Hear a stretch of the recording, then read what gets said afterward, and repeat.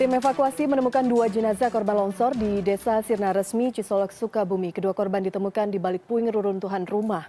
Dikutip dari Detikcom, 2 korban teridentifikasi atas nama Sukiyat dan Rizka. Jenazah korban lalu dibawa menuju SD Cimapak yang dijadikan posko penanganan bencana. Kasih Kedaruratan BPBD Sukabumi Eka Widiaman menyatakan ketebalan tanah akibat longsor mencapai 4 meter. Terjadi di Kampung Bojong Kondang, Desa Cihanjuang, Kecamatan Cimanggung, Sumedang, Jawa Barat dan menyebabkan puluhan rumah warga tertimbun. Tim SAR gabungan menemukan 14 korban longsor, 11 diantaranya meninggal dunia.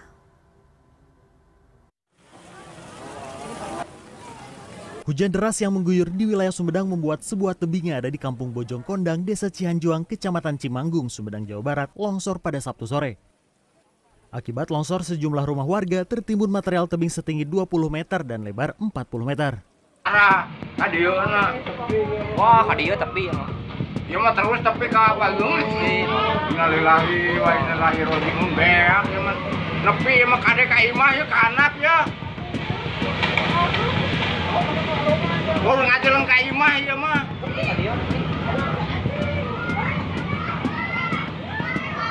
Astagfirullah. Assalamualaikum warahmatullahi wabarakatuh. Saya Dinda Aprilia dengan NIM 190333150 akan mempresentasikan tugas saya, yaitu keterkaitan terjadinya bencana longsor dengan konsep hukum Newton pada mata pelajaran fisika. KD yang berkaitan dengan materi ini adalah KD 3.7, yaitu menganalisis interaksi pada gaya serta hubungan antara gaya, massa, dan gerak lurus benda serta penerapannya dalam kehidupan sehari-hari. Dan indikatornya yaitu indikator 3.7.7, yaitu menerapkan hukum Newton pada gerak benda di bidang miring. Oke, di awal video tadi sudah saya tampilkan beberapa berita tanah longsor yang terjadi di Indonesia pada tahun 2021 dan 2022. Nah, yang pertama ini adalah potret bencana longsor yang terjadi di Kampung Awilega, Kabupaten Sukabumi, Jawa Barat, yang terjadi pada Sabtu tanggal 1 Mei 2021 dan mengakibatkan 3 orang tertimbun tanah dan 1 diantaranya adalah anak-anak usia 5 tahun dan dinyatakan meninggal. Dan selanjutnya ini potret tanah longsor yang terjadi di Ciherang, Kabupaten Sumedang, Jawa Barat, yang terjadi pada hari Minggu tanggal 16 Januari 2022. Tanah longsor ini mengakibatkan 2 hektar lahan persawahan tertimbun tanah dan warga 1 RT di dusun tersebut terpaksa diungsikan. Nah, sebenarnya apa sih itu tanah longsor? Oke, di video kali ini saya akan menjelaskan, yaitu yang pertama itu apa sih itu tanah longsor. Yang kedua nanti akan saya jelaskan apa penyebab terjadinya tanah longsor. Yang ketiga nanti saya akan jelaskan bagaimana proses terjadinya bencana longsor itu.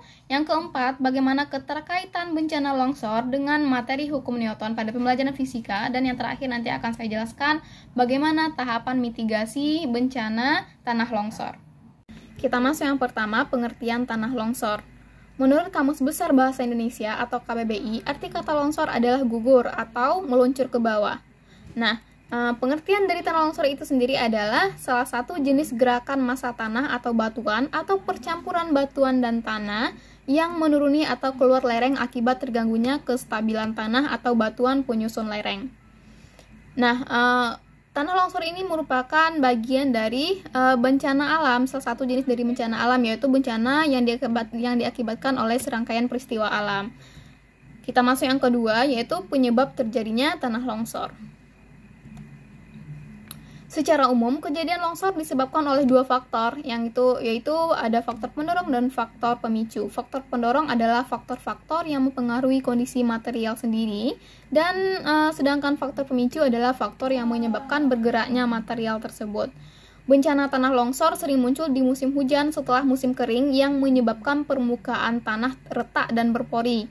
Saat retak, maka air hujan makin mudah meresap ke bagian dalam tanah, membuat kandungan air dalam tanah menjadi jenuh.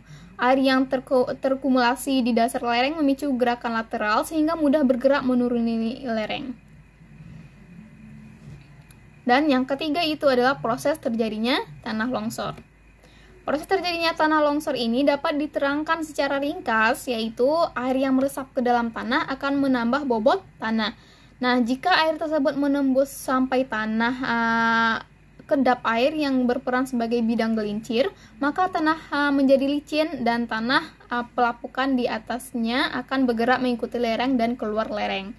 Dan terjadilah yaitu yang dinamakan dengan tanah longsor. Yang keempat itu keterkaitan bencana longsor dengan materi hukum Newton. Nah, di sini ada gambar, itu gambar bidang miring. Bidang miring itu kita asumsikan itu adalah sebuah bukit atau lereng bukit gitu kan.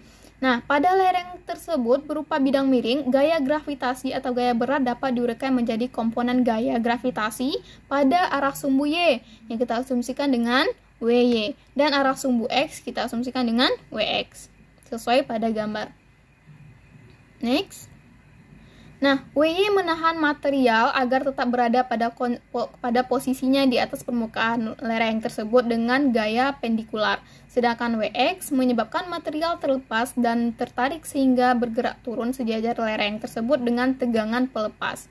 Jika lereng makin curam, artinya sudut kemirikan lereng bertambah atau deltanya semakin besar, maka WX juga makin besar sedangkan WY akan berkurang. Dengan persamaannya itu WX sama dengan W sin theta dan W itu adalah W cos theta, di mana theta itu besar dan sin di mana theta besar, sin theta akan semakin besar dan cos theta akan semakin kecil. Nah, jika WX besar dari WY, maka material akan bergerak menuruni lereng. Jika WX sebesar gaya kohesi antara material penyusun permukaan lereng seperti tanah liat, pasir, dan lain-lain, maka material tersebut akan bergerak menuruni lereng. Itulah proses terjadinya tanah longsor yang berkaitan dengan materi hukum Newton.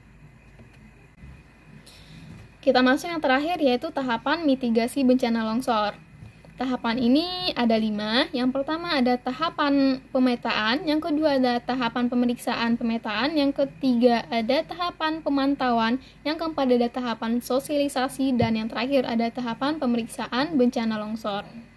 Kita masuk yang pertama, itu tahapan pemetaan. Tahapan pemetaan ini adalah menyajikan informasi visual tentang tingkat kerawanan bencana alam geologi di suatu wilayah sebagai masukan kepada masyarakat atau pemerintah kabupaten, kota, dan provinsi sebagai data dasar untuk melakukan pembangunan wilayah agar terhindar dari bencana. Nah, pemetaan di sini nanti akan dipetakan gitu, mana yang daerah yang rawan terhadap longsor dan tidak yang aman terhadap longsor. Nanti yang rawan terhadap longsor ini akan diupayakan bagaimana supaya longsor ini jika terjadi tidak menimbulkan efek atau efek yang begitu besar. Nah, yang kedua nanti itu ada tahapan pemeriksaan. Tahapan pemeriksaan ini melakukan penyelidikan pada saat dan setelah terjadi bencana, sehingga dapat diketahui penyebab dan cara penanggulangannya. Kita masuk yang ketiga, tahapan pemantauan. Pemantauan dilakukan di daerah rawan bencana pada daerah strategis secara ekonomi dan jasa agar diketahui secara dini tingkat bahaya oleh pengguna dan masyarakat yang bertempat tinggal di daerah tersebut. Tahapan yang keempat itu adalah tahapan sosialisasi, yaitu memberikan pemahaman kepada pemerintah provinsi atau kabupaten kota atau masyarakat umum tentang bencana alam, tanah longsor, dan akibat yang ditimbulkannya. Sosialisasi dilakukan dengan berbagai cara, antara lain mengirimkan poster, buklet, dan leaflet, atau dapat juga secara langsung kepada masyarakat dan aparat pemerintah. Nah, pada sosialisasi ini juga akan diberikan yaitu jalur-jalur evakuasi yang harus diketahui oleh masyarakat jika tanah longsor itu terjadi. Yang terakhir yaitu pemeriksaan bencana longsor, yaitu bertujuan mempelajari penyebab proses terjadinya kondisi bencana dan tata cara penanggulangan bencana di suatu daerah yang terlanda bencana tanah longsor. Sekian presentasi dari saya. Banyak maaf, saya ucapkan terima kasih dan assalamualaikum warahmatullahi wabarakatuh. Bye-bye.